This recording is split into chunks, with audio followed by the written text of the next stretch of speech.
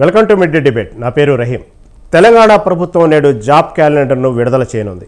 శాసనసభలో CM Revanth Reddy job క్యాలెండర్ను ప్రకటించనున్నారు. ఎన్నికలకు ముందు ప్రతి ఏటా జాబ్ క్యాలెండర్ ప్రకటిస్తామని కాంగ్రెస్ పార్టీ హామీ ఇచ్చింది.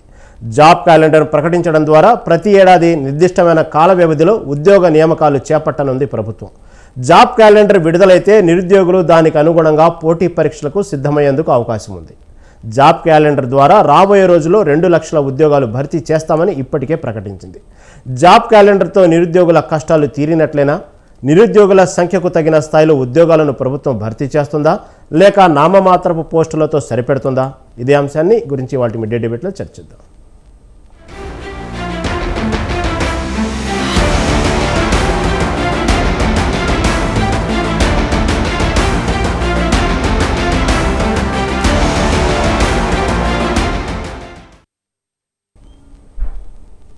Welcome back. ఈరోజు తెలంగాణ ప్రభుత్వం శాసనసభలో జాబ్ క్యాలెండర్ విడుదల చేయనుంది. రాష్ట్ర వ్యాప్తంగా నిరుద్యోగులు ఎవరైతే ఉన్నారో యువత అందరూ కూడా ఎదురు చూస్తున్న సమయం రానే వచ్చింది. జాబ్ క్యాలెండర్ కోసం అందరూ విధి విధానాలపై చూస్తున్నారు. ఎన్ని లక్షల పోస్టులు విడుదల చేస్తారనే ఉత్కంఠతో ఉన్నారు. ఇదే విషయంపై మనతో పాటు డిబేట్లో పార్టిసిపేట్ చేస్తున్నారు Tirunahari Seshu garu, assistant professor Kakatiya university. Assistant professor Kakatiya university Tirunahari Seshu, అదేవిధంగా విద్యార్థి సంఘ నేత రాజు గారు, అదేవిధంగా యూత్ కాంగ్రెస్ రాష్ట్ర అధికార ప్రతినిధి క్రాంతి కిరణ్, అదేవిధంగా పీడిఎస్ రాష్ట్ర అధ్యక్షుడు రామకృష్ణ గారు. వీరు మనతో పాటు డిబేట్లో చర్చను సిద్ధంగా ఉన్నారు. ముందుగా తిరునహరి శేషు గారు. తిరునహరి శేషు గారు, ఈరోజు శాసనసభలో తెలంగాణ ప్రభుత్వం ఏదైతుందో జాబ్ క్యాలెండర్ విడుదల చేయడానికి సిద్ధమైంది. జాబ్ క్యాలెండర్ విడుదల చేయటమే కాదు, దానికంటూ ఒక చట్టబద్ధత కూడా చేయనుంది. ఈ సమయంలో ఎన్నో సంవత్సరాల నుంచి కోచింగ్ సెంటర్లో కోచింగ్లు తీసుకుంటూ నిరుద్యోగులు మగ్గిపోతామన్నారు. వయసు అర్హత కూడా దాటిపోతుంది. ఇలాంటి సమయంలో 2 లక్షల ఉద్యోగాలంటూ తెలంగాణ ప్రభుత్వం ప్రకటించింది. దీన్ని ఎలా చూడాలంటారు? అందరికీ నమస్కారం. తెలంగాణ ఉద్యమ నేపథ్యమే నిధులు, నీళ్లు, నియామకాలు. అంటే నియామకాలు అనేది చాలా కీలకమైనటువంటి అంశంగా మనం చూడాలి ఈ ప్రాంతంలో. ముఖ్యంగా తెలంగాణ రాష్ట్ర ఏర్పాటుకి అదే ప్రాతిపదిక కాబట్టి తెలంగాణ రాష్ట్రం ఏర్పాటైనటువంటి ఈ 10 సంవత్సరాల కాలంలో గత ప్రభుత్వ ఉద్యోగాల ఖాళీలను భర్తీ చేసినటువంటి ప్రక్రియ చాలా వివాదాస్పదమైంది. అటు నోటిఫికేషన్లు ఇవ్వటంలో ఆలస్యం జరిగింది, క్రమం తప్పకుండా నోటిఫికేషన్లు ఇవ్వలేకపోయింది, తర్వాత ఖాళీగా ఉన్నటువంటి ఉద్యోగాలను భర్తీ చేయలేకపోయింది అనేటటువంటి ప్రధానమైన ఆరోపణలు వచ్చాయి. తర్వాత పోటీ పరీక్షలకు నిర్వహించినటువంటి పరీక్షా పత్రాలు లీక్ అవ్వటం అనేటటువంటి ఆరోపణలు వచ్చాయి. మొత్తం మీద అయితే ఆ 10 సంవత్సరాల్లో ప్రభుత్వ రంగంలో ఖాళీగా ఉన్నటువంటి ఉద్యోగాలను భర్తీ చేయటంలో ఒక పెద్ద గందరగోళమైంది, అన్ప్లాన్డ్ అయిపోయింది. ప్రధాన రిక్రూట్మెంట్ ఏజెన్సీ అయినటువంటి టీజీపీఎస్సీ ద్వారా అప్పటి మొట్టమొదటి చైర్మన్ గంటా చక్రపాణి గారే అప్పటి గవర్నరు తమిళసైకి నివేదిక ఇచ్చేటప్పుడు 35,000 ఉద్యోగాలు నింపామనేటటువంటి ఒక నివేదిక ఇచ్చారు. అంటే ఒక ప్రధానమైన రిక్రూట్మెంట్ ఏజెన్సీయే ఒక 10 సంవత్సరాల్లో అంత తక్కువ ఉద్యోగాలు నింపింది అని అంటే ఆ ప్రభుత్వము ఉద్యోగాల నియామకాల్లో అన్ని విధాలుగా ఫెయిల్ అయింది అనేటటువంటి ఒక అభిప్రాయం వ్యక్తమైంది. అది ఒక ఎన్నికల్లో ఓడిపోవటానికి ఒక కారణమైంది అనేటటువంటి విషయం మనం గమనించాం. అప్పుడు శాసనసభ ఎన్నికలు జరుగుతున్నటువంటి సందర్భంలో ప్రతిపక్ష కాంగ్రెస్ పార్టీ చాలా ప్రధానమైనటువంటి హామీ ఇచ్చింది. మేము అధికారంలోకి వస్తే 2 లక్షల ఉద్యోగాలు నింపుతాము, జాబ్ క్యాలెండర్ ఇస్తాము, దానికి చట్టబద్ధత కల్పిస్తాము అనేటటువంటి ఒక పెద్ద ఎత్తున నిరుద్యోగులను, విద్యార్థులను, యువతను నమ్మించేటటువంటి అడ్వర్టైజ్మెంట్ కూడా ఇవ్వటం జరిగింది. సరే, వాళ్ళ అధికారంలోకి వచ్చి ఇప్పుడు 8 నెలలు అవుతుంది. శాసనసభ బడ్జెట్ సమావేశాలు జరుగుతున్నటువంటి సందర్భంలో జాబ్ క్యాలెండర్ ని విడుదల చేస్తున్నాము, దానికి చట్టబద్ధత కల్పిస్తున్నాము అనేటటువంటి ఒక ప్రకటన కూడా విడుదల చేశారు. అయితే ఇక్కడ మనం గమనించాల్సింది ఏంటి అని అంటే, జాబ్ క్యాలెండర్ విడుదల చేస్తే వచ్చేటటువంటి లాభం ఏంటి అంటే, ఈ వాయిదాలు కోరటము లేకపోతే అన్ప్లాన్డ్ గా ఎగ్జామ్స్ నిర్వహించటం అనేది తగ్గిపోతుందండి. తర్వాత ఒక స్పష్టత ప్రిపేర్ అయ్యేటటువంటి వాళ్ళకి వస్తుందనేటటువంటి విషయాన్ని చూడొచ్చు. తర్వాత షెడ్యూల్ ప్రకారం కూడా ఎగ్జామ్స్ పెట్టుకునేటటువంటి అవకాశం ఉంటుంది. మీకు ఉదాహరణకు చూడండి, ఇప్పుడు మీకు డిఎస్సి ఎగ్జామ్స్ జరుగుతున్నాయి, ఆగస్టు 5 వరకు జరుగుతాయి. ఆగస్టు 6వ తారీఖు నాడు ఒక్కరోజు లేకుండా ఆగస్టు 7వ తారీఖు నాడు గ్రూప్ 2 ఎగ్జామ్ రాయాలనేటటువంటి ఒక షెడ్యూల్ వచ్చింది. దాంతో పిల్లలందరూ విద్యార్థులందరూ ఆందోళన చేయడం వల్ల గ్రూప్ 2 ఎగ్జామ్ షెడ్యూల్ ని ఆగస్టు 7 నుంచి కాకుండా డిసెంబర్ కి పోస్ట్ పోన్ చేసినటువంటి సందర్భం ఉంది. ఇట్లాంటి ల్యాబ్స్ అన్ని కూడా ఈ జాబ్ క్యాలెండర్ ద్వారా కొంత మినిమైజ్ చేయబడతాయి అనేటటువంటి విషయాన్ని ఇక్కడ మనం గమనించాలి. అయితే జాబ్ క్యాలెండర్ ని ప్రిపేర్ చేయటము, జాబ్ క్యాలెండర్ ప్రిపేర్ చేసినటువంటి దాన్ని తూచా తప్పకుండా అమలు చేయటం ప్రభుత్వానికి సాధ్యమవుతుందా అనేటటువంటి ఒక ప్రశ్న, ఒక అనుమానం అయితే ఇక్కడ కలుగుతుంది. ఎందుకు నేను ఈ మాట అంటున్నానంటే 2019లో ఆంధ్రప్రదేశ్ లో అధికారంలోకి వచ్చినటువంటి జగన్మోహన్ రెడ్డి కూడా ఇదే విధమైనటువంటి ఒక ప్రామిస్ చేశాడు, నేను జాబ్ క్యాలెండర్ ఇస్తాను, జాబ్ క్యాలెండర్ ద్వారా ఉద్యోగాలు నింపుతామని. కానీ వాళ్ళు తయారు చేసినటువంటి జాబ్ క్యాలెండర్ ని ఆ ప్రభుత్వము అమలు చేయలేకపోయింది అనేటటువంటి విషయాన్ని మనం గమనించాలి. కాబట్టి ఇప్పుడు తెలంగాణ రాష్ట్ర ప్రభుత్వము అమలు చేయబోతున్నటువంటి లేకపోతే ఇవ్వబోతున్నటువంటి జాబ్ క్యాలెండర్ ఎంత మేరకు వీళ్ళు అమలు చేయగలుగుతారంటే ఒక చిన్న ఎగ్జాంపుల్ చెప్తాను మీకు. ఫస్ట్ అసలు వీళ్ళు ఏం చెప్తున్నారంటే ఫిబ్రవరి 1, మార్చి 1, ఏప్రిల్ 1, మే 1, జూలై 1 వరకు ఇప్పుడు నోటిఫికేషన్లు వచ్చినవి ఇస్తున్నారు. దాని తర్వాత జాబ్ క్యాలెండర్ లో ప్రపోజల్ చేస్తుంది ఏంటంటే ఆగస్టు 1న, డిసెంబర్ 1న, డిసెంబర్ 15కి ఇంకొక 3 నోటిఫికేషన్స్ ఇస్తాము, ఈ ఇయర్ మొత్తం ఈ నోటిఫికేషన్ షెడ్యూల్ మాది అని చెప్పేటటువంటి ప్రయత్నం ఈ జాబ్ క్యాలెండర్ లో చేస్తున్నారు. ఇది ఒకటైతే అసలు వివిధ శాఖల నుండి ముందు ఖాళీలు రావాలా, ఖాళీలు వచ్చిన తర్వాత భర్తీ చేసుకోవటానికి ఆర్థిక శాఖ అనుమతి కావాలా, ఆర్థిక శాఖ అనుమతి ఇచ్చిన తర్వాత నోటిఫికేషన్స్ ఇవ్వాలా, నోటిఫికేషన్ ఇచ్చిన తర్వాత పరీక్ష పెట్టాలా, పరీక్ష పెట్టిన తర్వాత రిజల్ట్స్ ఇవ్వాలా, రిజల్ట్స్ ఇచ్చిన తర్వాత ఏమైనా ఇంటర్వ్యూలు ఉంటే అది కంప్లీట్ చేయాలా, ఆ తర్వాత అపాయింట్మెంట్ ఆర్డర్స్ ఇవ్వాలా. ఇంత పెద్ద తతంగం ఉంటుంది. ఈ తతంగం అంతా కూడా షెడ్యూల్ ప్రకారంగా ప్రభుత్వాలు చేయగలుగుతాయా అనేటటువంటి ఒక సందేహం వ్యక్తమవుతుంది. ఏంటంటే యూపీఎస్సీ కూడా కేంద్ర సర్వీసులలో మీకు ప్రధానమైనటువంటి సర్వీసులలో రిక్రూట్మెంట్ చేయడానికి వాళ్ళు ఇస్తున్నటువంటి ఆర్డర్ నేను ఒకసారి చెప్తాను.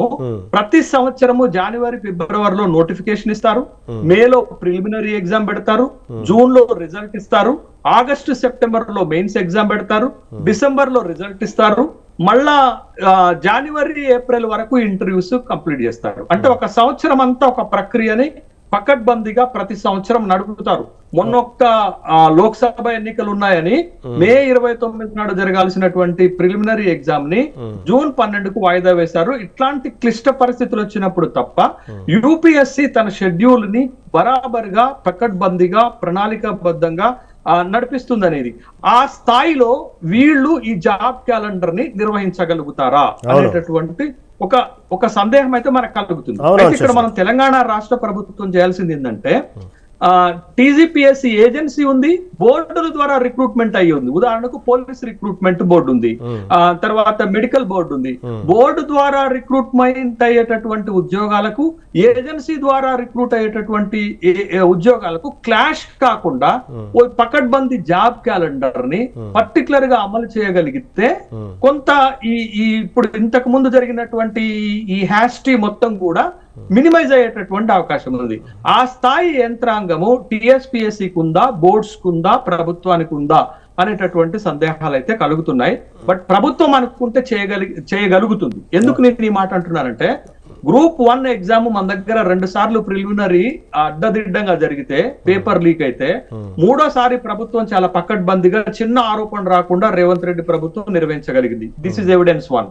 ఎవిడెన్స్ 2, ఎంతమంది విద్యార్థులు డిఎస్సి వాయిదా వేయమన్నా ప్రభుత్వం ముందుకు వెళ్ళి డిఎస్సి పరీక్ష పెడుతుంది. అంటే ప్రభుత్వం అనుకుంటే, చెయ్యాలని అనుకుంటే, చిత్తశుద్ధి ఉంటే ఎంత కష్టమైనా ఎంత ఇబ్బంది ఉన్నా దాన్ని చేయగలుగుతుంది.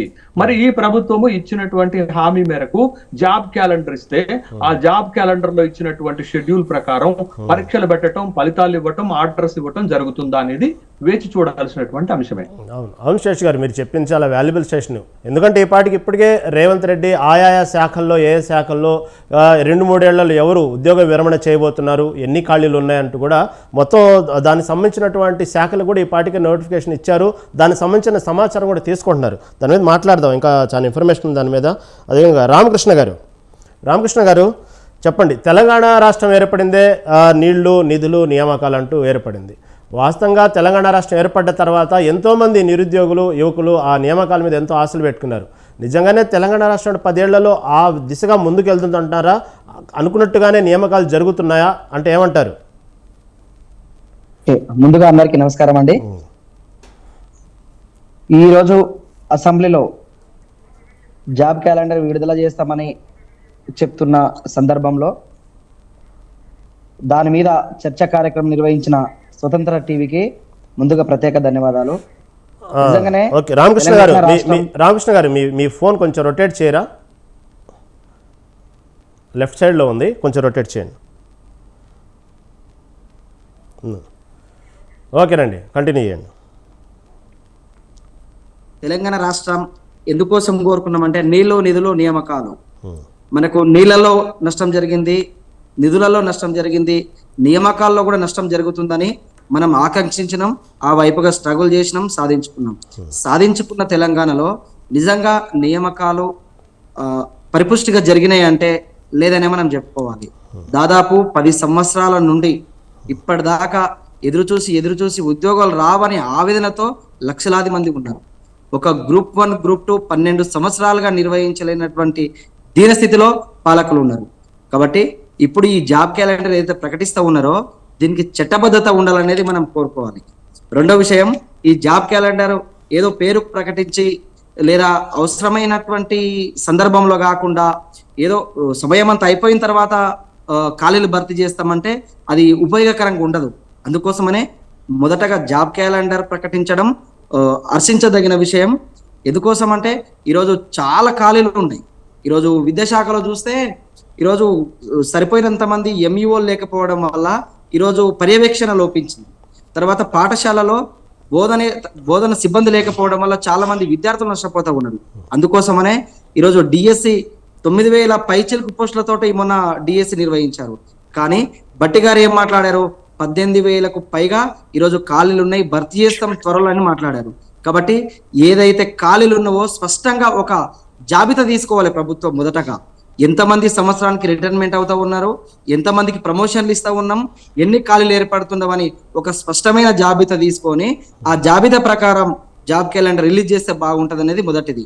రెండవది, ఈ రిలీజ్ చేసే పద్ధతి కూడా ఏప్రిల్ మేలో నోటిఫికేషన్ ఇచ్చి జూన్లో ఎగ్జామ్ నిర్వహించి జూలై చివరి కల్లా పోస్టింగ్లు ఇవ్వడం వల్ల విద్యార్థులకు లేదా మిగతా వాళ్ళకంతా ఉపయోగకరంగా ఉంటుంది. చాలా ఆఫీసులు అంటే విద్యా వ్యవస్థలోనే కాదు, మిగతా కార్యాలయాల్లో చాలా కనుక మనం ఒకసారి పరిశీలన చేస్తే అరకొర సిబ్బంది ఉన్నారు. ఈరోజు రెవెన్యూ డిపార్ట్మెంట్లో కనుక ఒకసారి పరిశీలిస్తే చాలా మంది జూనియర్ అసిస్టెంట్స్ కానీ సీనియర్ అసిస్టెంట్స్ కానీ లేనటువంటి పరిస్థితి, ఒకరి మీదే పని భారం పడే పరిస్థితి ఉన్నది.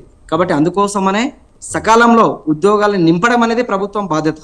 అది ఎక్కడ ఖాళీలు ఏర్పడతా ఉన్నాయి, ప్రమోషన్ల ద్వారా ఎక్కడ వాటిని భర్తీ చేస్తూ ఉన్నాం, ఎన్ని ఖాళీలు ఉన్నాయి, ఆ జాబితా స్పష్టంగా తీసుకొని ఈరోజు నింపాల్సినటువంటి అవసరం ఏర్పడుతుంది. అట్లనే సృష్టించి కూడా ఉద్యోగాలు ఇవ్వాల్సినటువంటి అవకాశం ఉంది. ఎందుకోసం అంటే ఈరోజు చాలా పాఠశాలల్లో కూడా ఉపాధ్యాయుల కొరత ఉన్నది, అట్లనే చాలా కార్యాలయాల్లో కూడా సిబ్బంది కొరత ఉన్నది. వాటన్నిటిని ఫుల్ఫిల్డ్ గా భర్తీ చేయాలి. అట్లనే చాలా కార్యాలయాల్లో చాలా పాఠశాలల్లో కూడా ఈరోజు సరిపోయినంత మంది సిబ్బందికి సంబంధించిన పోస్టింగ్లే లేవు. ఖాళీలు ఉండేది వేరు, పోస్టింగ్లే లేవు. కాబట్టి కొత్త పోస్టింగ్లు కూడా సృష్టించి ఇవ్వడం వల్ల నిరుద్యోగులకు ఎక్కువ ఉపయోగం జరుగుతుంది. అది సకాలంలో ఇవ్వడం వల్ల ఎక్కువ ఉపయోగం జరుగుతుంది. కాబట్టి ఆ వైపుగా ప్రభుత్వం ఆలోచిస్తే బాగుంటుంది అనేది మేము విజ్ఞప్తి చేస్తా ఉన్నాం. ఓకే రామకృష్ణ గారు, మీరు చెప్పినట్టుగానే దాదాపు ఆ దిశగానే పయనించే మార్గాలు ప్రభుత్వం వెతుకుతున్నట్టు కనబడుతుంది. దానికి సంబంధించే జాబ్ క్యాలెండర్ కూడా కొన్ని విధి విధానాలు కూడా ఇంకా రాలేదు, వస్తాయి. దాని గురించి వచ్చిన తర్వాత ఇంకా డీప్గా చర్చించుకోవచ్చు. అదేవిధంగా రాజు గారు ఈరోజు జాబ్ క్యాలెండర్ విడుదల అనేది అందరికీ తెలిసిన విషయమే, రాబోతుంది. ఉత్కంఠగా అందరూ ఎదురు చూస్తూ ఉన్నారు.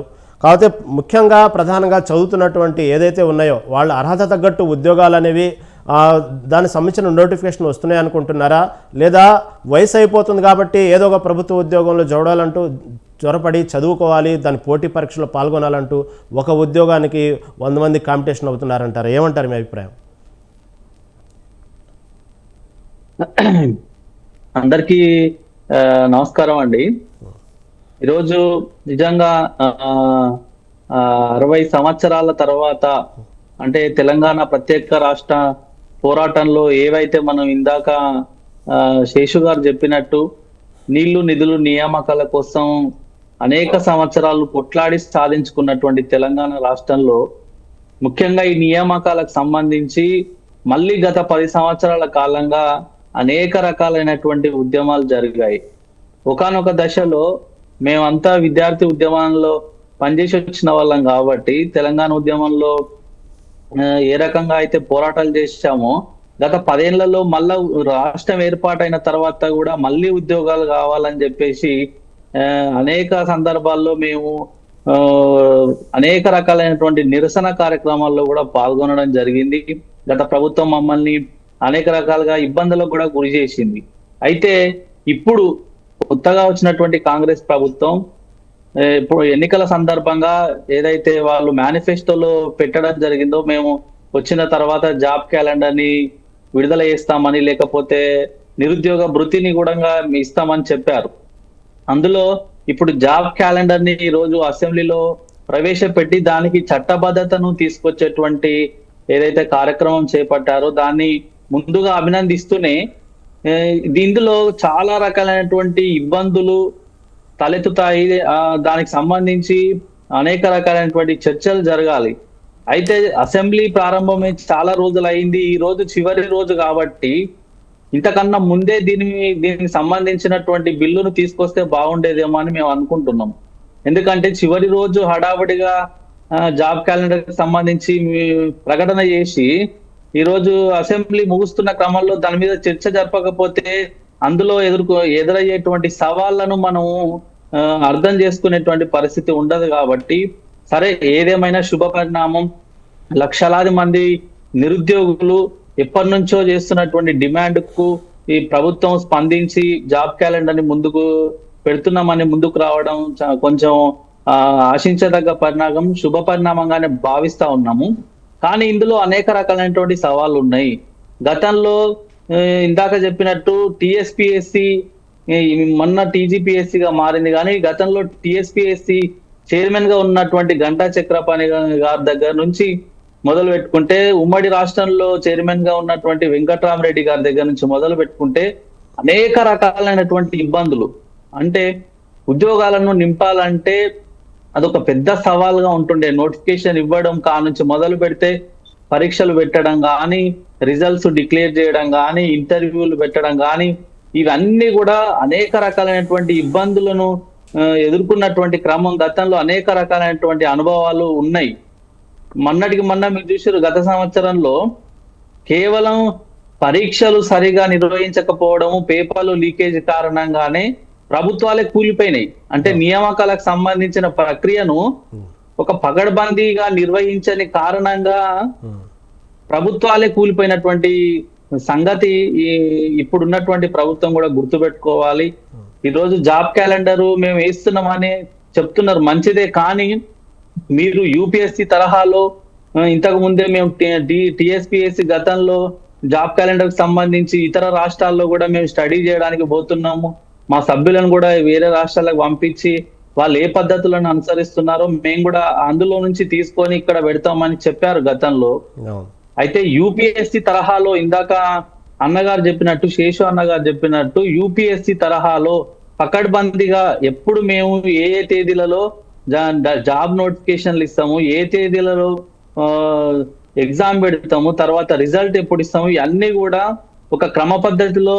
ఎందుకంటే ఇప్పుడే కొత్తగా జాబ్ క్యాలెండర్ పెడుతున్నారు కాబట్టి తప్పకుండా దాన్ని స్వాగతిస్తూనే కొంత ఇబ్బందులు అయితే ఉంటాయి వీళ్ళకి. ఎందుకంటే కొత్తగా జాబ్ క్యాలెండర్ పెట్టినప్పుడు ఏ రకంగా చేయాలి, ఎట్లా చేస్తే అనేది వాళ్ళకు కూడా కొంచెం ఇబ్బందికరంగా ఉంటుంది. ముఖ్యంగా వీళ్ళు గుర్తుపెట్టుకోవాల్సినటువంటి విషయం ఏంటంటే, ఇప్పుడు తెలంగాణ రాష్ట్రంలో ఖాళీల భర్తీకి జాబ్ క్యాలెండర్ లో నిర్ణయిస్తున్నటువంటి నోటిఫికేషన్ విడుదల తేదీలు కానీ, పరీక్షల తేదీలు కానీ, కేంద్ర ప్రభుత్వం నింపేటువంటి ఖాళీలకు సంబంధించిన తేదీలను వీళ్ళు జాగ్రత్తగా పరిశీలన చేసిన తర్వాతనే పెట్టాలి. లేకపోతే గతంలో మాదిరిగానే మళ్ళీ కూడా సమస్యలు పునరావృతం అవుతాయి. ఎందుకంటే గతంలో మనం చాలా సార్లు చూసినాం, రాష్ట్రానికి సంబంధించినటువంటి ఖాళీల భర్తీలకి ఉద్యోగ నోటిఫికేషన్ల ఒక పరీక్ష అదే రోజు ఉంటది, తర్వాత సెంట్రల్ ఎగ్జామ్ కూడా అదే రోజు ఉంటాయి. ఇట్లా 2 ఎగ్జామ్స్ ఒకే రోజు ఉన్నప్పుడు అభ్యర్థులు, నిరుద్యోగులు, విద్యార్థులందరూ కూడా గందరగోళానికి గురవుతారు, కన్ఫ్యూజన్ కి గురవుతారు. కాబట్టి ఆ తేదీలను కూడా అన్ని కూడా జాగ్రత్తగా చూసుకోవాలి. ఈ జాబ్ క్యాలెండర్ తో పాటుగా ముఖ్యంగా ప్రభుత్వం గుర్తుంచుకోవాల్సినటువంటి విషయం ఇంకొకటి ఉంది. ఏందయ్యా అంటే, మీరు ఎంత తర్జన భర్జన పడి ఎంతమంది నిపుణుల కమిటీలను వేసి ఈ రోజు జాబ్ క్యాలెండర్ ను పెట్టి మీరు నోటిఫికేషన్లను భర్తీ చేసినా కూడా చివరికి గతంలో చాలా సార్లు నోటిఫికేషన్లు కోర్టుల మెట్లెక్కాయి, కోర్టుల చుట్టూ తిరుగుతా ఉన్నారు. అంటే మీకు గుర్తుందో లేదో ఈ సందర్భంగా నేను గుర్తు చేస్తా. డిఎస్సికి సంబంధించి 1998 లో డిఎస్సికి సంబంధించిన ఒక వివాదం ఈ రోజు వరకు నడుస్తూ ఉంది. అంటే 10 సంవత్సరాలు 20 సంవత్సరాలు అయినా కూడా ఈ రోజు ఒక నోటిఫికేషన్ సంబంధించినటువంటి వివాదం కోర్టుల చుట్టూ తిరుగుతా ఉంది. సో ఇట్లాంటి వివాదాల పరిష్కారం కోసం కూడా ఒక ప్రత్యేకమైనటువంటి యంత్రాంగం ఉంటే బాగుంటది అనేది మేము భావిస్తా ఉన్నాం. దీంతో పాటు ఒక టిఎస్పిఎస్సినే కాకుండా తెలంగాణ రాష్ట్రంలో ఇతర బోర్డులు కూడా ఉన్నాయి. ఆ బోర్డుల ఏర్పాటులో గాని, ఆ బోర్డులో ఉండేటువంటి సభ్యులు గాని, వాళ్ళ పదవీ కాలాలు గాని, ఆ బోర్డులను పటిష్టం చేయడం కోసం గాని ప్రభుత్వం చర్యలను తీసుకోవాలి.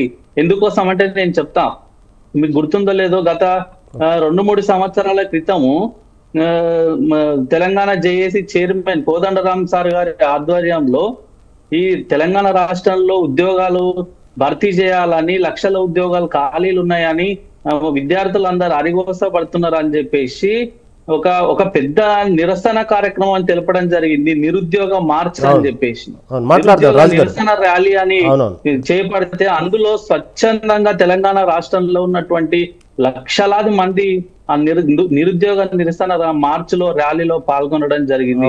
కాబట్టి అనేక సంవత్సరాల నుంచి చేస్తున్నటువంటి డిమాండ్లు కనుక ఇవి సరే ఈ రోజు జాబ్ క్యాలెండర్ పెడుతున్నటువంటి సందర్భంగా మంచి పరిణామమే, ఆహ్వానించదగినటువంటి పరిణామే. కానీ అనేక రకాలైనటువంటి విషయాలు అందులో కూలంకషంగా చర్చించాలి. సమస్యలు మళ్ళీ పునరావృతం కాకుండా చర్యలు తీసుకోవాల్సినటువంటి బాధ్యత కూడా ఈ ప్రభుత్వం మీద ఉన్నది.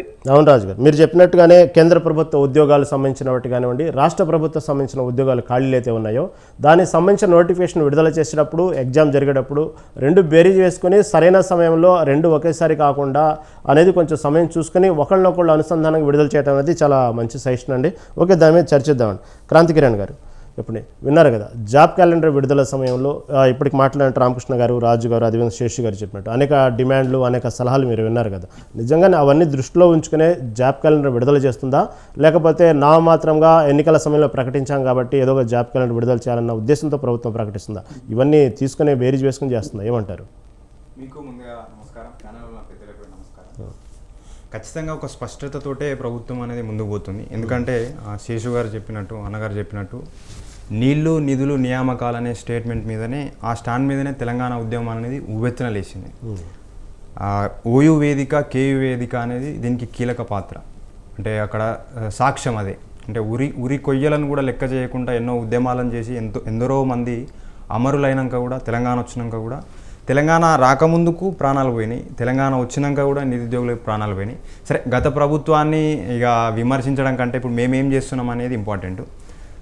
శేషు గారు చెప్పినట్టు ఆ ప్లానింగ్తో పాటు ఇంప్లిమెంటేషన్ అనేది కూడా చాలా ఇంపార్టెంట్. ఇప్పుడు మేము ఏదైతే జాబ్ క్యాలెండర్కి సంబంధించి ఇప్పుడు అసెంబ్లీ నడుస్తూ ఉంది, అంటే కొన్ని ధరణికి సంబంధించిన ఇష్యూస్ గురించి ఇప్పుడు దాన్ని భూమాత పోర్టల్గా చేంజ్ చేసారు. దానికి సంబంధించిన ఇష్యూస్ అంటే క్లారిఫైగా అసలు కూలంకషంగా చర్చిస్తారు కాబట్టి కొంచెం సమయం పడుతుంది. ఇంకా మీరు లాస్ట్ టైం చూసుకోవచ్చు, దాదాపు 1 గంటల నుంచి అర్ధరాత్రి వరకు సమావేశాలు జరిగినాయి. ఈరోజు కూడా మరి ఒకవేళ టైం సరిపోకపోతే జాబ్ క్యాలెండర్కి సంబంధించి కూడా కూలంకషంగా చర్చిస్తారు. ఏదైతే తెలంగాణ ఉద్యమం ఏదైతే ఉవ్వెత్తున లేచిందో నిరుద్యోగుల కోసమే వచ్చింది. ఆ నిరుద్యోగులు ఖచ్చితంగా అంటే ఒక శుభ పరిణామం. జాబ్ క్యాలెండర్ ఏదైతే మనకి ఇస్తురో ఆ జాబ్ క్యాలెండర్లో నిజంగా అంటే ఏదన్నా అంటే ఒక వ్యవస్థల చిన్న లోపాలు ఉంటాయి కావచ్చు. ఆ లోపాలను కూడా ఖచ్చితంగా స్పష్టంగా నిరుద్యోగులు మాత్రం ఖచ్చితంగా అంటే వాళ్ళ ప్రిపరేషన్కి వాళ్ళు టైం తీసుకోవాలి తప్ప అంటే ఇక ముందు ఉద్యమాలకు వచ్చి ఉద్యమాలు చేయడము, రోడ్లు ఎక్కే పరిస్థితి ఇక ముందు ఉండాల్సిన అవసరం కూడా ఉండదు. సరే ఆ డిఎస్సికి సంబంధించి రావచ్చు, జియో 46 గురించి కూడా ప్రభుత్వం ఆలోచిస్తూ ఉంది. అంటే విమర్శను కూడా ప్రభుత్వం ఆలోచించే పరిస్థితి ఉంది కాబట్టి వాళ్ళ గురించి కూడా ఆలోచిస్తుంది. సో ఇంకొకటి ఏంటంటే ఇప్పుడు స్కిల్ యూనివర్సిటీకి సంబంధించి కూడా 17 రంగాల్లో ప్రయాణం ఒక 20,000 మందిని ట్రైనింగ్ ఇచ్చి స్కిల్ యూనివర్సిటీ అనేది నిన్ననే రేవంత్ రెడ్డి గారు శంకుస్థాపన కూడా చేశారు. దానికి సంబంధించి కూడా అంటే నిరుద్యోగులు అంటే ఇక్కడున్న యువత దేశానికి ఆదర్శంగా ఉండాలనే ఒక మంచి నేపథ్యంతో, మంచి అవగాహనతో ప్రభుత్వం ముందుకు తీసుకుపోతూ ఉంది.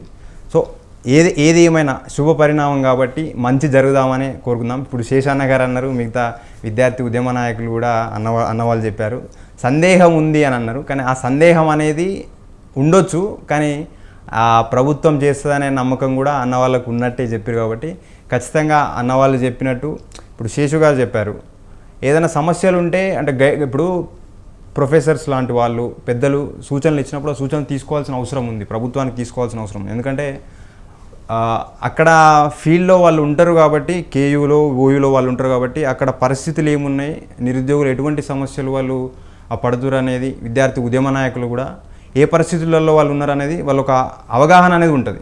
సో వాళ్ళు చెప్పిన ఏవైతే విషయాలు ఉంటాయో దాన్ని కూడా ప్రభుత్వం ఖచ్చితంగా తీసుకుంటుంది, తీసుకోవాల్సిన అవసరం ఉంది. ఇప్పుడు నేను ఒక పార్టీ ప్రతినిధి ఇక్కడ ఉన్నా, అన్న వాళ్ళు చెప్పిందని నేను నోట్ చేసుకొని పలానా సమస్యలు ఇక్కడ ఉన్నాయని నేను కూడా పార్టీకి చెప్పాల్సిన అవసరం ఉంటుంది. గవర్నమెంట్లో సొల్యూషన్స్ ఇప్పుడు మేము మాట్లాడినప్పుడు విమర్శ అనేది వచ్చినప్పుడు ఆ విమర్శను ఎంతసేపు మేము విమర్శగా చూడొద్దు, జవాబుదారీతనంగా ప్రభుత్వం ఉండాలి. కాబట్టి నిరుద్యోగుల పక్షాన ప్రభుత్వం ఉంటుంది.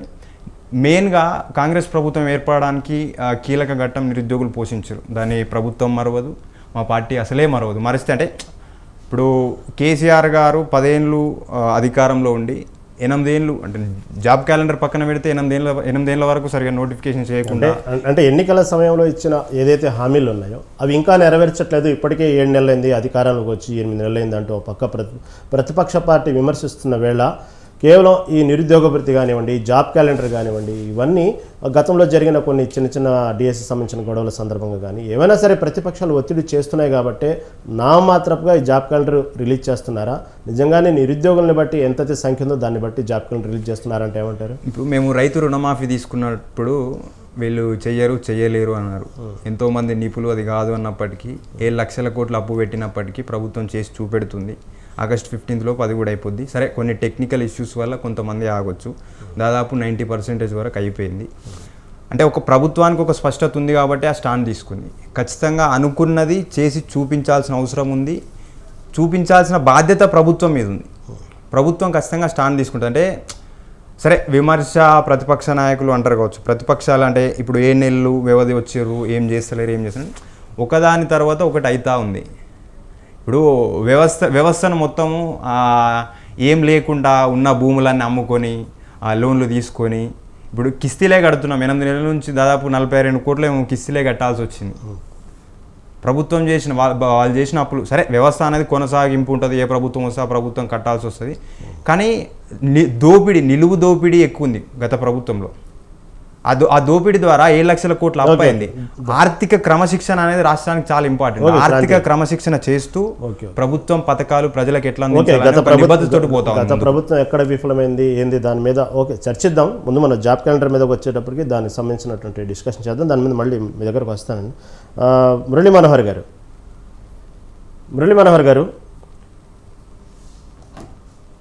హలో మురళీ మనోహర్ గారు ఇప్పటికే కోచింగ్ సెంటర్ ఓకే, ఇప్పుడు వాయిస్ క్లారిటీగా ఉందండి?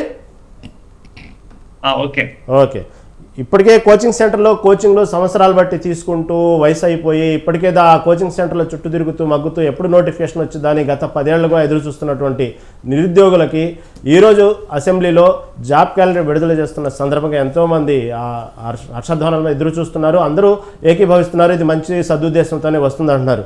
నిజంగానే నిరుద్యోగుల సంఖ్య తగినట్టు స్థాయిలో ఉద్యోగాలు భర్తీ చేస్తుంది అనుకోవాలా? ఏమనుకోవాలి, ఎలా అనుకోవాలి జాబ్ క్యాలెండర్ గురించి మీ అభిప్రాయం ఏంటి? నమస్తే అండి, పార్టిసిపెంట్స్ అందరికీ కూడా నమస్తే. ఇది 10 ఏళ్లుగా కాదు, కొన్ని దశాబ్దాలుగా ఎదురు చూపు. ఇది నిరుద్యోగుల ఎదురు చూపుకు అంతులేదు.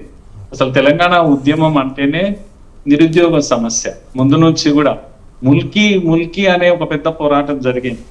ముఖ్య విషయమే అసలు నిరుద్యోగం. ఎవరికి ఉద్యోగాలు ఇవ్వాలి, ఎవరు స్థానికులు, ఎవరి బయటి వాళ్ళు, ఇదంతా కూడా 62 ఉద్యమము, అదంతా కూడా ముల్కీ పోరాటం అని అంటాం. ముల్కీ పోరాటం అంటేనే నిరుద్యోగ పోరాటం. కనుక తెలంగాణ సెంటిమెంటే నిరుద్యోగం, ఉద్యోగము నిరుద్యోగం ఇదే సమస్య. కనుక లోకల్ వాళ్ళకు అన్యాయం జరుగుతుంది అని మొదటి నుంచి కూడా ఉన్నటువంటి సమస్య. ఈ రోజు వరకు కూడా తీరలేదు. కాకపోతే తెలంగాణ వచ్చాక కూడా 10 ఏళ్ళు ఎదురు చూశారు. ఉద్యోగం కోసం కాదు ఎదురు చూసింది, జాబ్ క్యాలెండర్ కొరకు ఎదురు చూశారు. Calendar doesn't mean giving job. Calendar అంటే క్యాలెండర్ లాంటిదే. ఇంట్లో క్యాలెండర్ ఉంటే తిప్పేస్తూ ఉంటాం, నెల నెల తిప్పేస్తూ ఉంటాం. అందులో ఒక నెల పండగ వస్తుంది, ఒక నెల రాదు. అంటే ఒక నెల ఉద్యోగాలు నోటిఫికేషన్ వస్తుంది, ఇంకో నెల రాకపోవచ్చు. ఇలాంటిదే క్యాలెండర్ లాంటిదే, తిప్పేయడానికే క్యాలెండర్ ఉంటుంది. కనుక క్యాలెండర్ అన్నా ఒకటే, గ్యారంటీ అన్నా ఒకటే. ఓ రకంగా ఇప్పుడు 6 గ్యారంటీలు 5 గ్యారంటీలు ప్రభుత్వం ఏదైతే కాంగ్రెస్ పార్టీ ఇచ్చిందో గ్యారంటీ, అందులో ఇది ఒక గ్యారంటీ ఏంటంటే క్యాలెండర్ అని ఒక programme. Calendar is nothing but a programme, assured programme. ఒక ఇయర్ లో ఇన్ని పరీక్షలు దొరుకుతాయి, ఇన్ని పోస్టులు ఫిల్అప్ అవుతాయి, ఫలానా నెలలో ఫలానా ఎగ్జామ్ ఉంటుంది, డిఎస్సి పడుతుంది, ఫలానా నెలలో గ్రూప్ ఎగ్జామ్ 1 ఉంటుంది, లేకపోతే 2 ఉంటుంది. ఇలాంటి ఒక ప్రోగ్రామ్ అనేది యువకుల ముందు పెట్టేటువంటి విషయం. కనుక ఇప్పుడు వచ్చింది ఏంటంటే క్యాలెండర్ వచ్చింది. ఇన్నేళ్లుగా ఎదురు చూస్తున్న క్యాలెండర్ మాత్రమే వచ్చింది. అందుకే మనం అర్థం చేసుకోవాల్సింది ఏంటంటే క్యాలెండర్ వస్తే జాబ్ వచ్చినట్టు కాదు, క్యాలెండర్ ను ప్రాక్టీస్ చేస్తే ఉన్నట్టుగా దానికి స్టిక్ ఆన్ అవుతే. ఇంతకుముందు శేష్ గారు చెప్పారు, మిగతా వక్తలందరూ కూడా చెప్పారు, ఈ ప్రభుత్వం యొక్క నిజాయితీ ఎంత అనేది. కనీసం క్యాలెండర్ అన్నా ఇచ్చింది గత ప్రభుత్వం, అది కూడా ఇవ్వాలి. ఇది ఇంతే తేడా దానికి దీనికి. కనుక గత ప్రభుత్వం 10 years లో ఒక్క డిఎస్సి పెట్టలేదు, ఒక్క టీచర్ పోస్ట్ ఖాళీ నింపలేదు, స్కూల్లో నింపలేదు, కాలేజీలో నింపలేదు, యూనివర్సిటీస్ లో కూడా నింపలేదు. యూనివర్సిటీలో పోస్టులన్నీ ఖాళీగా ఉన్నాయి. అందుకే జాబ్ అంటే నిరుద్యోగ సమస్య ఒక్కటే కాదు అసలు, అక్కడ కస్టమర్ కు సర్వీస్ ఇవ్వడం అనేది కూడా అర్థం.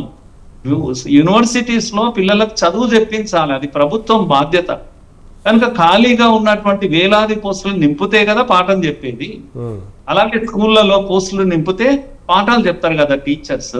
పాఠం చెప్పించలేని పరిస్థితి ఏ ప్రభుత్వానికి ఉండకూడదు కదా. ఇలాగే ఉద్యోగాల నియామకం అనేది గివింగ్ సర్వీస్ అని. టిఎస్పిఎస్సిలో పేపర్ లీకేజ్ జరిగితే ఈ ఏంటి పాస్వర్డ్ ఎవరి దగ్గర దొరుకుతుంది అండి? ఒక కాంట్రాక్ట్ ఉద్యోగి దగ్గర దొరుకుతుంది డైరీలు. కనుక ఈ కాంట్రాక్ట్ ఉద్యోగి అక్కడెందుకు ఉన్నాడు అంత సీక్రెసీ మెయింటైన్ చేయాల్సినటువంటి రూమ్ లో? అంటే రెగ్యులర్ ఉద్యోగులు లేరు కనుక మీరు సర్వీస్ ఇవ్వలేకపోయారు. అందుకే ఆయన పాపం లీకేజీకి పాల్పడ్డాడు. రెగ్యులర్ ఉద్యోగం ఉంటే భయం ఉంటది కదా. ఇది అంటే పోస్టులన్నీ నింపాలి ప్రభుత్వాలు, ఇప్పుడు కూడా నింపుతూ ఉంటే మీరు గవర్నెన్స్ కూడా ప్రాపర్ గా ఉంటుంది.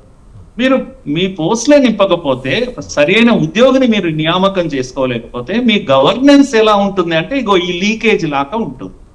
అందుకే జాబ్ క్యాలెండర్ ఏదైతే ఉందో, క్యాలెండర్ ఈజ్ అన్ అష్యూరెన్స్. అయితే ఇప్పుడు ప్రాబ్లం అంతా ఏముంది అంటే ప్రభుత్వాలకు విశ్వసనీయత అనేది ప్రాబ్లం.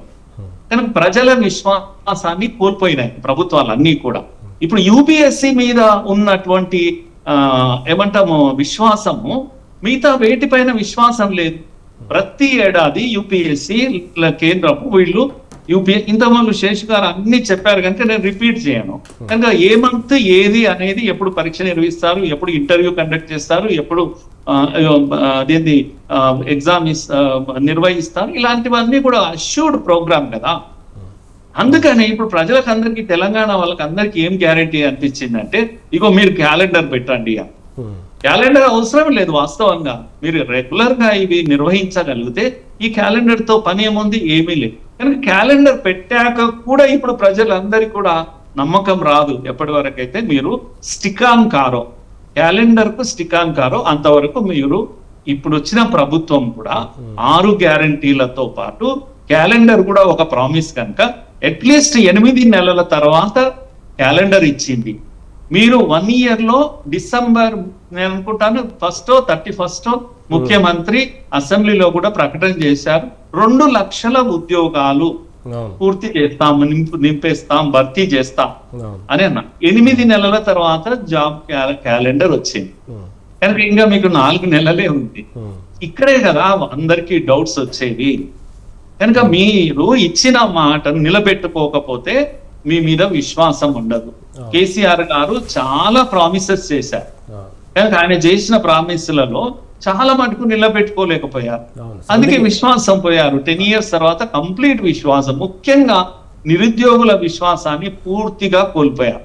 ఇప్పుడు వచ్చిన ప్రభుత్వం కూడా ఈ ఏడాదిలో మేము 30,000 పోస్టులు లాల్ బహదూర్ స్టేడియం సాక్షిగా ఇచ్చామంటున్నారే తప్పితే అవి గత ప్రభుత్వమే.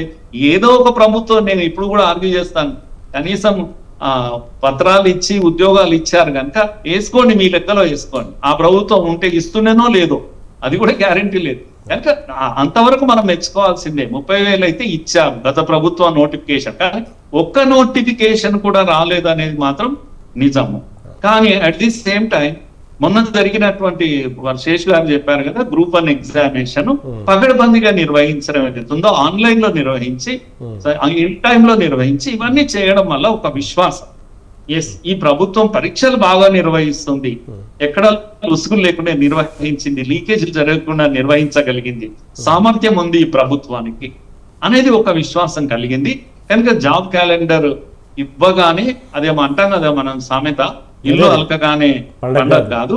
కనుక ఇచ్చారు, కనీసం సంతోషిద్దాం అందరం కూడా. ఓ రకమైన ఊరట ఇన్నాళ్ళుగా ఎదురు చూసిన యువతకు అందరికి కూడా ఒక రిలీఫ్ అనేది అనిపించింది. మీరు మాట మీద నిలబడ్డారు, లేట్ గా నిలబడ్డా, లేటెస్ట్ గా నిలబడ్డారు కనుక చాలా సంతోషము. ఈ విశ్వసనీయతను నిలబెట్టుకోండి. మీరు ఎన్ని ఇస్తామని చెప్తున్నారో అన్ని పోస్టులు భర్తీ చేయండి. కానీ వక్తలు చెప్పినట్టుగా మీకు ఒక ప్రోగ్రామ్ ఉండాలి.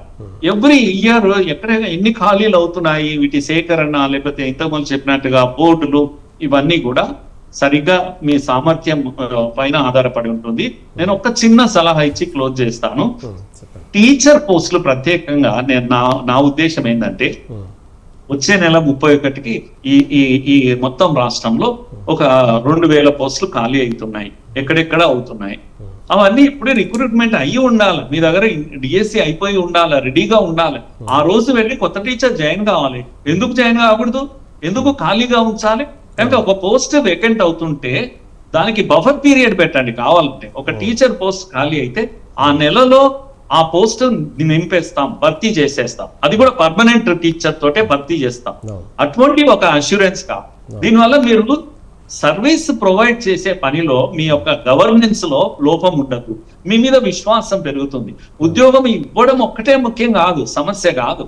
ఇక్కడ ఖాళీలు ఉంచకపోవడం అనేది చాలా ముఖ్యం. ఆ యూనివర్సిటీ కానీ, ఆ స్కూల్ కు కానీ, ఆ కాలేజీకి కానీ న్యాయం జరుగుతుంది, ఆ పిల్లలకు న్యాయం జరుగుతుంది. అలాగే మిగతా జాబ్స్ లో కూడా గ్రూప్ 1, గ్రూప్ 2 ఇవంతా కూడా సమర్థులైన అధికారులు లేకపోతే, మీరు జిల్లాలు ఎక్కువ చేశారు, దానివల్ల ఎక్కడ లాభం వచ్చింది? 33 జిల్లాలు చేశారు కనుక 33 ఆఫీసులు వస్తాయి, పోస్టులు క్రియేట్ అవుతాయి కొత్తవి. కానీ అన్ని ఖాళీగానే పెట్టారు కదా. ఈ మధ్య అవుట్ సోర్సింగ్ అనేటువంటి నెపంతో ఎవడో వస్తాడు, ఏమో చేస్తాడు, వెళ్ళిపోతుంటాడు. ఈ అవుట్ సోర్సింగ్ పద్ధతి తగ్గాలి, పర్మనెంట్ ఎంప్లాయ్మెంట్ జరగాలి. ముఖ్యంగా టీచింగ్ వీటిల్లో ఎన్నడూ కూడా ఖాళీగా ఉండకూడదు, ఏ పోస్ట్ కూడా ఖాళీగా ఉండకూడదు. కనుక నేను ఈ విధంగా చూస్తున్నాను, జాబ్ క్యాలెండర్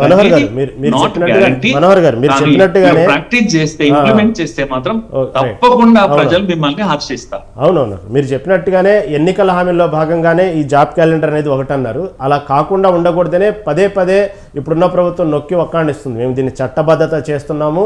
మీరు చెప్పినట్టుగా ప్రతి నెల ఏ నెలలో వేకెన్సీస్ ఉన్నాయి, ఏ నెలలో ఎగ్జామ్ పెట్టాలి, ఏ నెలలో రిజల్ట్స్ ఇవ్వాలి, మళ్ళీ దానికి సంబంధించిన పోస్టింగ్లు డిసెంబర్ లోపు ఎలా చేయాలనేది కూడా ఒక చట్టబద్ధత తీసుకొస్తామంటూ కూడా చాలా గట్టిగానే చెప్తుంది ప్రభుత్వం. ఏమంటారు మనోహర్ గారు? ఓకే ఓకే, నన్ను అడిగారు మనోహర్ గారు మిమ్మల్ని. నాకు వినపడటం లేదు. ఓకేనండి. శేషు గారు చెప్పండి సార్. ఇప్పుడు దాకా మనోహర్ గారు చెప్పినట్టే వాస్తవంగా ఏదైతే డిఎస్సి టీచర్ పోస్టులు ఉన్నాయో అవి ఎప్పుడంటే అకాడమిక్ ఇయర్ టయానికి ఫిలప్ అయిపోవాలి. టీచర్లు ఎవరైతే మళ్ళీ కొత్త సంవత్సరం కొత్త పిల్లలు జాయిన్ అయ్యేటప్పటికి స్కూల్ స్టార్టింగ్లో అకాడమిక్ ఇయర్లో టీచర్లు ఫిలప్ అయిపోవాలి. కానీ ఈ డిఎస్సి అనేది అకాడమిక్ ఇయర్ తర్వాత పెట్టారు అంటూ కూడా విమర్శలు పాలైనాయి గత ఈ ప్రభుత్వం. దీన్ని ఏమంటారు?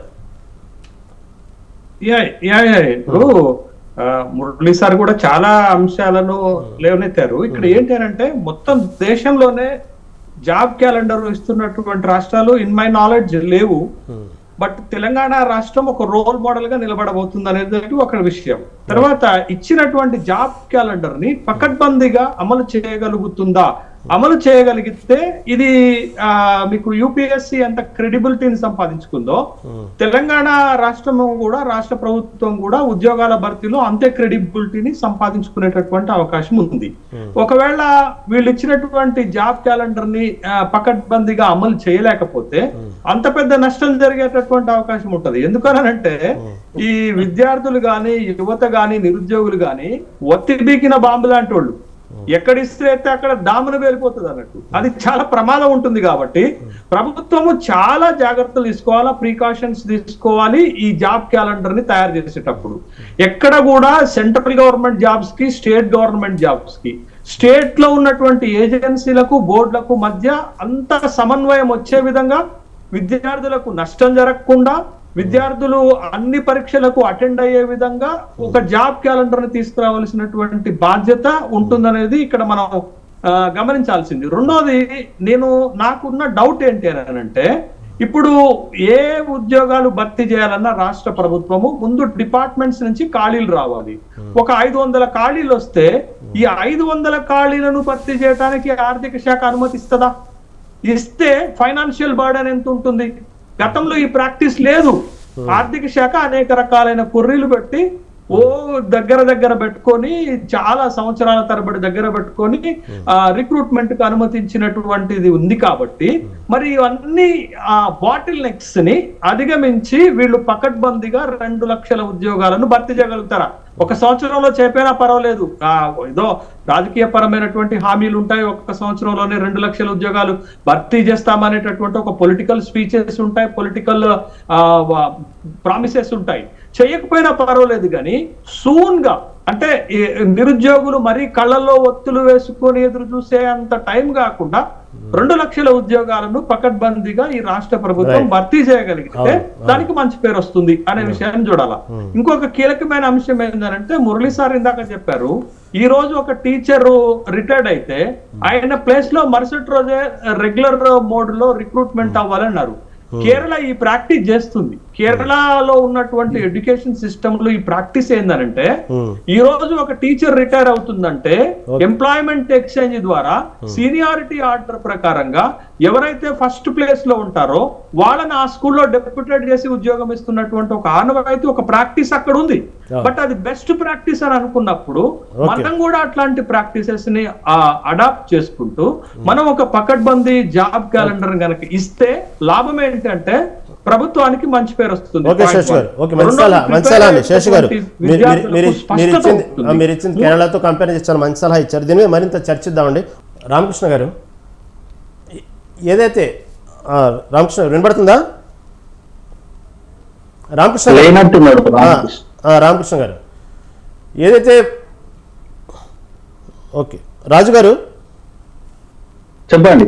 రాజు, ఏదైతే ప్రభుత్వం సదుద్దేశంతో కానివ్వండి, ఎన్నికల హామీల్లో భాగంగా కానివ్వండి, నిరుద్యోగులకు సంబంధించినటువంటి ఉద్యోగ భర్తీ ఖాళీ జాబ్ క్యాలెండర్ విడుదల చేస్తున్న సమయానికి కొన్ని రోజుల ముందు మన గతంలో చూసాం డిఎస్సి విషయంలో, ఇలాంటి విషయాల్లో ఏదైతే ప్రభుత్వం విడుదల చేసిన నోటిఫికేషన్లో ఈ కోచింగ్ సెంటర్ల పాత్ర అనే దాని గురించి కూడా సీఎం రేవంత్ రెడ్డి ఘాటుగానే స్పందించారు.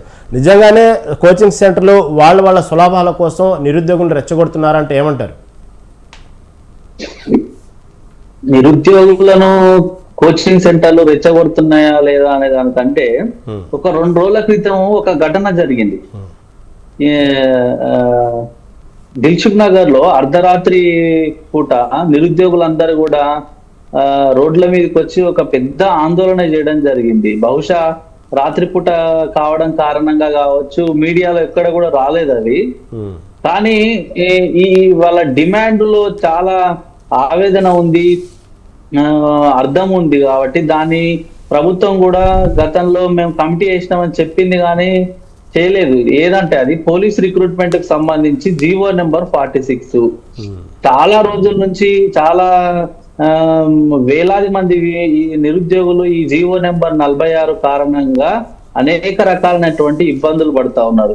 ఇప్పుడు జాబ్ క్యాలెండర్, ఇందాక పెద్దలు చెప్పినట్టు జాబ్ క్యాలెండర్ ఒక్కటే పెట్టి చేతులు దులిపేసుకుంటే మా పని అయిపోయింది అనుకుంటే తర్వాత వచ్చేటువంటి సమస్యలకు బాధ్యులు ఎవరు అనేది ఇది అర్థం చేసుకోవాల్సినటువంటి అవసరం ఉంది.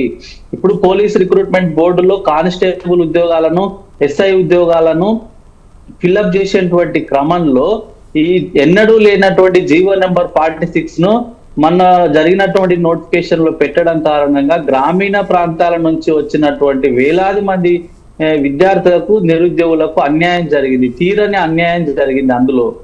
మరి ఇప్పుడు ఒకవేళ జాబ్ క్యాలెండర్ కనుక పోయిన నోటిఫికేషన్ ఉన్నట్టయితే ఈ జీవో నెంబర్ 46 నోటిఫికేషన్ లో ఉండి ఒకవేళ రిక్రూట్మెంట్ ప్రాసెస్ కంప్లీట్ కాకుండా ఇట్లా ఇబ్బందులు గురైనప్పుడు ఎవరు దానికి బాధ్యత వహించాలనేది కూడా అందరూ ఆలోచించాల్సినటువంటి అవసరం ఉంది. అంటే కేవలం ఆ రిక్రూట్మెంట్ బోర్డు నోటిఫికేషన్ రిలీజ్ చేసి ఉద్యోగాలను, ఖాళీ ఉన్నటువంటి ఉద్యోగాలను భర్తీ చేసి తమ పని అయిపోయిందని అనుకుంటుంది. కానీ అందులో అనేక రకాలైనటువంటి వివాదాలు తలెత్తుతాయి.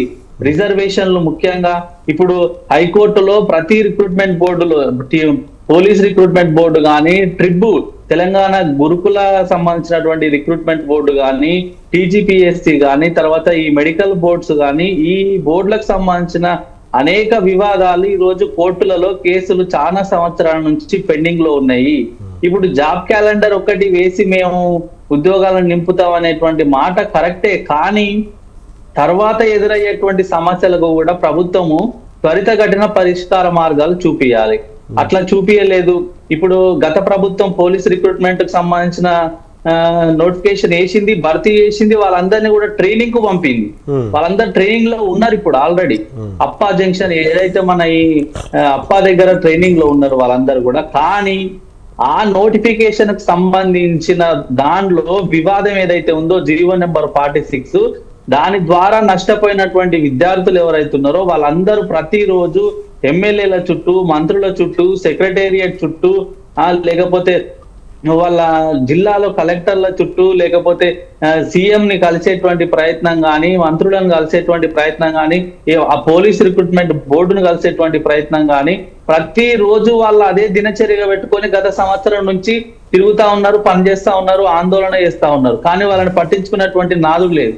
కనీసము జాబ్ క్యాలెండర్ వేసిన తర్వాతనైనా ఇటువంటి సమస్యలు ఏదైనా వస్తే త్వరితగతిన స్పందించి పరిష్కారం చూపడానికి ఒక యంత్రాంగం ఉంటే బాగుంటది అనేది మా ఉద్దేశం. ఇంకొకటి, ఈ గురుకుల రిక్రూట్మెంట్ బోర్డుకు సంబంధించి ఇటీవల కాలంలో 9,000 పైచిలకు ఉద్యోగాలను, టీచింగ్ ఉద్యోగాలను భర్తీ చేయడం జరిగింది.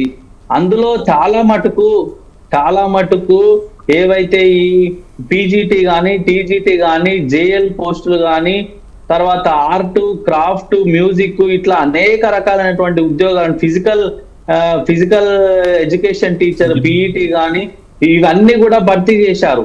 కానీ చాలా మంది అందులో మాకు అన్యాయం జరిగింది, రిజర్వేషన్లు, రోస్టర్ పాయింట్లు అన్ని కూడా సరిగా పాటించలేదు, హారిజంటల్ రిజర్వేషన్స్ లేవని చెప్పేసి చాలా మంది కోర్టు మెట్లెక్కిరు. ఇప్పటికీ కూడా కోర్టులో పెండింగ్ లో ఉన్నటువంటి మాట వాస్తవం. రాజు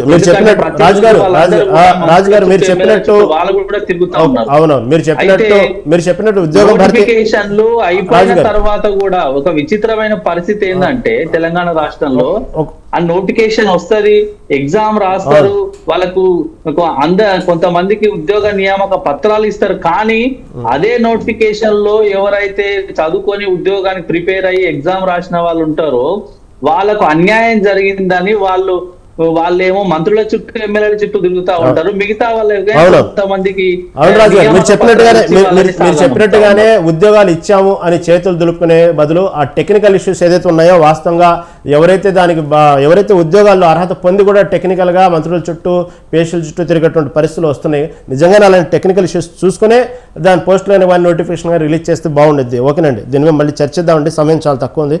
క్రాంతికిరణ్ గారు చెప్పండి. ఎంతోమంది నిరుద్యోగులు కాంగ్రెస్ కావాలని చెప్పి ఆ గతంలో జరిగిన 10 ఏళ్ల పరిపాలన అన్యాయం జరిగిందని చెప్పి కాంగ్రెస్ని ఆహ్వానించారు. కానీ కాంగ్రెస్ ప్రభుత్వం ఏర్పడిన కొత్తలోనే నిరుద్యోగ ఆగ్రహానికి గురయ్యారు డిఎస్సి విషయంలో. చాలా మొండిపట్టు అనుకోవాలి, లేదు ఎందుకంటే నిరుద్యోగులు చాలామంది వేడుకున్నారు పోస్ట్ పోన్ చేయండి డిఎస్సిని. అయినప్పటికీ కూడా అనుకున్న తేదీ అనుకున్న సమయానికే జరిపారు. తర్వాత కొంచెం గ్రూప్ 2 ఏదో దానికి వెసులుబాటు కల్పించినట్టున్నారు. ఎందుకు అంత నిజంగానే నిరుద్యోగులు ఆగ్రహానికి గురేంత అవకాశం ఎందుకు ఇచ్చారు? ఎందుకు దాని మీద అవగాహన లేదా? ఎందుకు రిలీజ్ చేశారు ఆ టైంలో? ఇప్పుడు మురళీ సార్ గారు చెప్పినట్టు టీచర్ల కొరత అనేది స్కూళ్ళల్లో ఉంది యాక్చువల్గా. ఆ కొరత ఇప్పుడు ఆల్రెడీ స్కూల్స్ స్టార్ట్ అయినాయి కాబట్టి ఎగ్జామ్ తొందరగా పెట్టి రిక్రూట్ చేసేసుకుంటే అయిపోతుంది అనే ఒక ఆలోచనతోటి ఎగ్జామ్ పెట్టారు. ఇంకోటి ఏంటంటే అప్పటికి అయిపోయింది కదా, అకాడమిక్ అయిపోయింది కదా. గ్రూప్ 2కి సంబంధించి టీచర్స్ లేరు ఇప్పటికి కూడా. కొన్ని స్కూల్ ఇప్పుడు ప్రతి స్కూలు ఏ స్కూల్ అయినా విద్యార్థులు తక్కువ ఉన్నా ప్రభుత్వ స్కూళ్ళు అన్నీ ఓపెన్ చేయాల్సిన ఆర్డర్స్ ఇచ్చేసారు సీఎం గారు. విద్యాశాఖ కూడా సీఎం గారి దగ్గరనే ఉంది. ఆర్డర్స్ ఇచ్చినప్పుడు అన్ని స్కూళ్ళు ఓపెన్ చేసినప్పుడు విద్యార్థులు ఉన్నప్పుడు అక్కడ టీచర్స్ ఫ్యాకల్టీ అనేది లేరు కాబట్టి తొందరగా రిక్రూట్ చేసుకోవాల్సిన అవసరం ఉందనే ఒక ఆలోచనతోటే డిఎస్సి పెట్టారు. గ్రూప్ 2 ఏదైతే ఉందో ఆలోచించి పోస్ట్పోన్ చేయడం జరిగింది అంతే తప్ప దాంట్లో వేరే ఉద్దేశం ఏదో నిరుద్యోగుల ఆగ్రహానికి గురి కావాల్సిన ఇప్పుడు నిరుద్యోగుల ఎజెండాతోటే రాష్ట్రం ఏర్పడింది. ఒక ప్రభుత్వం 10 ఏళ్ళు తప్పు చేస్తే ఆ 10 ఏళ్ళ తర్వాత వేరే ప్రభుత్వం రావడానికి నిరుద్యోగులే కారణమయ్యారు. At the same time just ఫ్యాకల్టీని రిక్రూట్ చేసుకోవడానికి టీచర్లను రిక్రూట్ చేసుకోవడానికి మాత్రమే అది చేసారు తప్ప ఇప్పుడు మేమేదో కావాల్సుకొని మేము అది చేసినప్పటికీ గత ప్రభుత్వం ఆల్రెడీ నిరుద్యోగుల ఆగ్రహానికి గురైంది. ఇప్పుడున్న ప్రభుత్వం కూడా అదే తప్పిదాలు చేస్తుంది మిత్రమా, ఒకసారి ఆలోచన చేసుకో. అన్న నేనేమంటున్నా అంటే ఒకదాని ఇంకొకటి మీరు డిఎస్సి పెట్టారు బానే ఉంది, మీరు చెప్పినట్టుగానే స్ట్రాటజీ ఉంది, డిఎస్సి పెట్టారు. Let me complete. ఇప్పుడున్న ప్రభుత్వం కూడా అదే తప్పిదాలు చేస్తుంది అనేది మా అనుమానం. ఎందుకంటే చెప్తా ఈ విషయంలో మీరు అందరూ కూడా అర్థం చేసుకోండి. చెప్పండి. ప్రభుత్వం వచ్చిన తొలినాళ్లలో రిక్రూట్మెంట్ కి సంబంధించిన నియామక పత్రాలు ఇచ్చి అందరినీ ట్రైనింగ్ పంపించేసింది పోలీస్ రిక్రూట్మెంట్ బోర్డులో. మరి అందులో వివాదమైనటువంటి జీవో నెంబర్ 46 సంబంధించి ఇదే ప్రభుత్వం క్యాబినెట్ సబ్ కమిటీ అని చెప్పేసి వేసింది. కానీ ఇప్పటి వరకు ఆ క్యాబినెట్ సబ్ కమిటీ ఏదైతే ఉందో అందులో ఉన్నటువంటి సభ్యులు ఎవరైతే ఉన్నారో వాళ్ళు దీని మీద ఎన్నిసార్లు మీటింగ్ నిర్వహించారు, ఆ సమస్యకు పరిష్కారం ఏడగా అనుకున్నారు. కానీ ఇప్పటికీ కూడా రోడ్డు మీదకి ఎక్కి అందులో ఎవరైతే నష్టపోతున్నారో ఆ విద్యార్థులు నిరుద్యోగులందరూ కూడా రోడ్డు మీదకి ఎక్కి తిరుగుతా ఉన్నారు కదా. It is nothing same scene కలుగుతా ఉంది. చెప్పండి ఇదే మాట మీరు అడిగారు. మీరు ఇప్పుడు జియో 46 సంబంధించి ఆల్రెడీ శాసన మండలిలో కూడా చర్చ వచ్చింది. బల్మూరు వెంకట్ గారు దీన్ని తొందరగా అధ్యయాలని కూడా చెప్పిర్రు. శాసన మండలిలో చెప్పిర్రు, ప్రభుత్వం కూడా ఆలోచిస్తూ ఉంది. ఇప్పుడు జియో 46 అనేది తెచ్చినప్పుడు దానికి ఒక ప్రొసీజర్ ఉంటుంది. ఇప్పుడు ఒక ప్రొసీజర్ తోటి వాళ్ళు తెచ్చినప్పుడు దాన్ని తీసేయాలంటే కూడా ఒక ప్రొసీజర్ ఉంటుంది. మీరే చెప్తారు ఇప్పుడు క్యాబినెట్కి సంబంధించి ఒక కమిటీ అనేది దానికి ఉంది. ఖచ్చితంగా జియో 46 గురించి ఆలోచిస్తుంది ప్రభుత్వం, ఆలోచిస్తుంది. కాకపోతే ఏంటి అంటే అది ప్రొసీజర్ తెచ్చిన ప్రొసీజర్ని ఎంబడే తీసేయాలంటే దానికి ఒక చట్టబద్ధత అనేది ఉంటుంది. ఇప్పుడు జాబ్ క్యాలెండర్కి సంబంధించి కూడా చట్టబద్ధత ఎందుకు వస్తుంది అంటే దాంట్లో ఏ ఇష్యూస్ రాకుండా చూడడానికే చట్టబద్ధత అనేది వస్తుంది. ఇప్పుడు గత ప్రభుత్వం చేసింది మళ్ళీ అదే రిపీట్ అవుతుంది అనడానికి అసలు ఆ పొంతన లేదు. కాకపోతే ఏమన్నా లోపాలు ఉంటే ఉండొచ్చు. ఇప్పుడు ఏ ప్రభుత్వంలోనైనా ఏ వ్యవస్థలోనైనా లోపాలు ఉంటాయి. కాకపోతే ఆ లోపాన్ని పెద్దగా కాకుండా ఇప్పుడు మీరేసే ప్రశ్నలకు మీకు జవాబుదారీతనంగా మా ప్రభుత్వం ఉండాల్సిన అవసరం ఉంది. ప్రజల ప్రభుత్వానికి ప్రజలకు అవసరం కదా.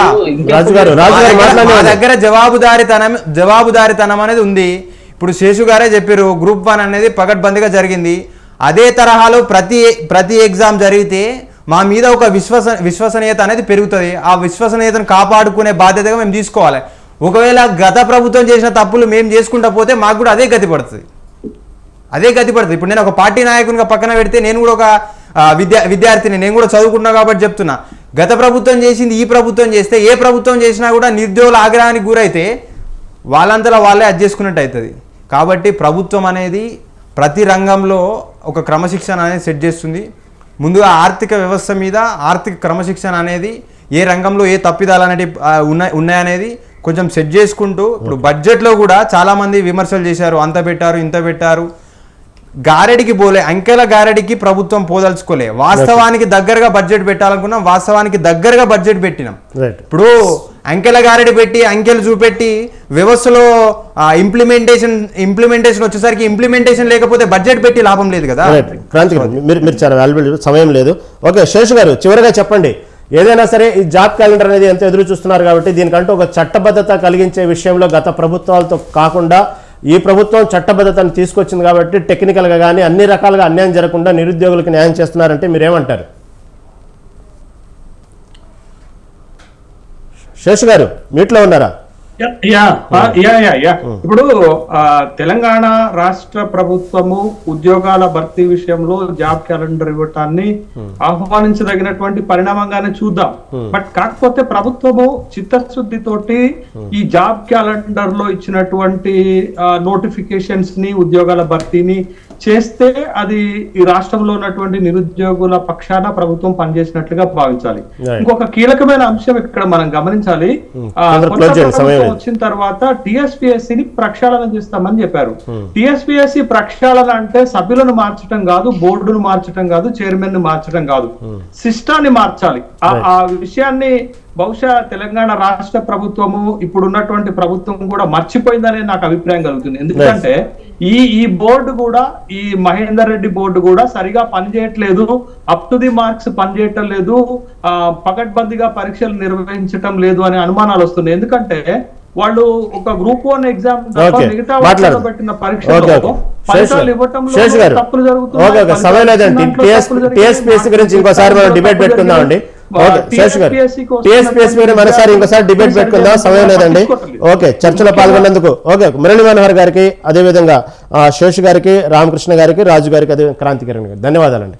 ఇది ఏదేమైనప్పటికీ ఇంకొద్దిసేపట్లో ఆ శాసనసభలో తెలంగాణ ప్రభుత్వం జాబ్ క్యాలెండర్ విడుదల చేయబోతుంది. ఎన్నో ఏళ్లుగా ఎదురు చూస్తున్న నిరుద్యోగులకి ఇది ఒక శుభవార్తనే చెప్పుకోవాలి. కాబట్టి కొలువుల జాతర కోసం అందరూ ఎదురు చూస్తున్నారు. కాబట్టి అందరూ మనం ఎదురు చూద్దాం. ఎలాంటి చట్టబద్ధత అనేది కూడా అందరూ ఎదురు చూస్తున్నారు. ఇది ఈనాటి డిబేట్. చూస్తుండండి స్వతంత్ర టీవీ.